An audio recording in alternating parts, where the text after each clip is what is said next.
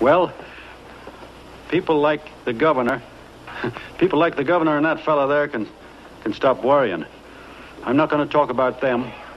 I'm going to talk about us, the average guys, the John Does. If anybody should ask you what the average John Doe is like, you couldn't tell him because he's a million and one things. He's Mr. Big and Mr. Small. He's simple and he's wise. He's inherently honest, but he's got a streak of larceny in his heart. He seldom walks up to a public telephone without shoving his finger into the slot to see if somebody left a nickel there.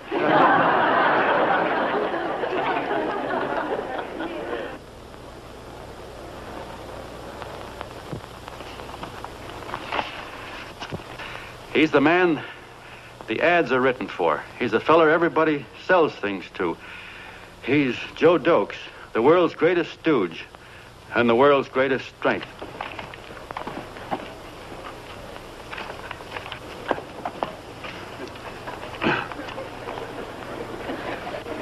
Yes, sir. Yes, sir, we're a great family, the John Does. We're the meek who are supposed to inherit the earth. You'll find us everywhere.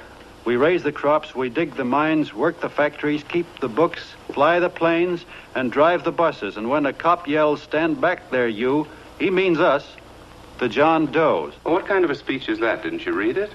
We've existed since time began. We built the pyramids.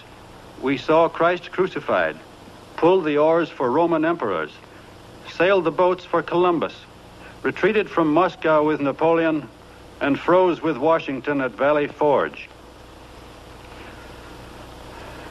Yes, sir.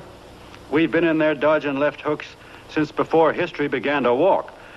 In our struggle for freedom, we've hit the canvas many a time, but we always bounce back because we're the people, and we're tough.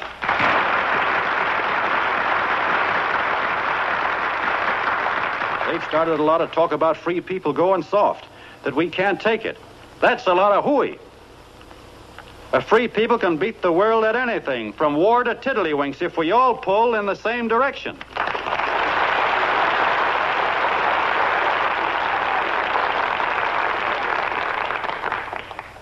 I know a lot of you who are saying, "What can I do? I'm just a little punk. I don't count."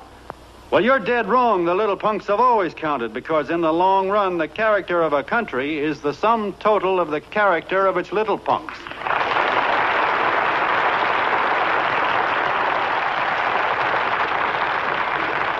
But we've all got to get in there and pitch. We can't win the old ball game unless we have teamwork. And that's where every John Doe comes in. It's up to him to get together with his teammate. And your teammate, my friends, is the guy next door to you. Your neighbor. He's a terribly important guy, that guy next door. You're going to need him, and he's going to need you, so look him up. If he's sick, call on him. If he's hungry, feed him. If he's out of a job, find him one. To most of you, your neighbor is a stranger, a guy with a barking dog and a high fence around him. Now, you can't be a stranger to any guy that's on your own team. So tear down the fence that separates you. Tear down the fence, and you'll tear down a lot of hates and prejudices. Tear down all the fences in the country, and you'll really have teamwork.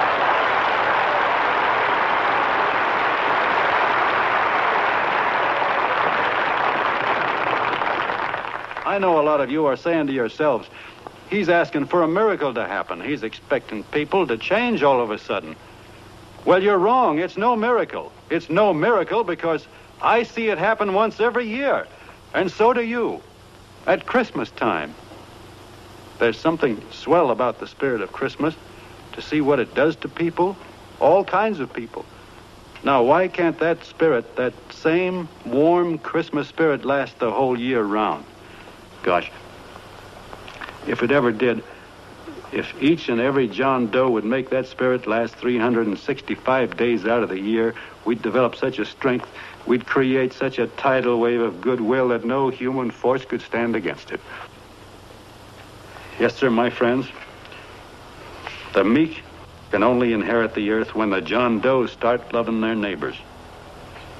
You better start right now. Don't wait till the game is called on account of darkness. Wake up, John Doe. You're the hope of the world.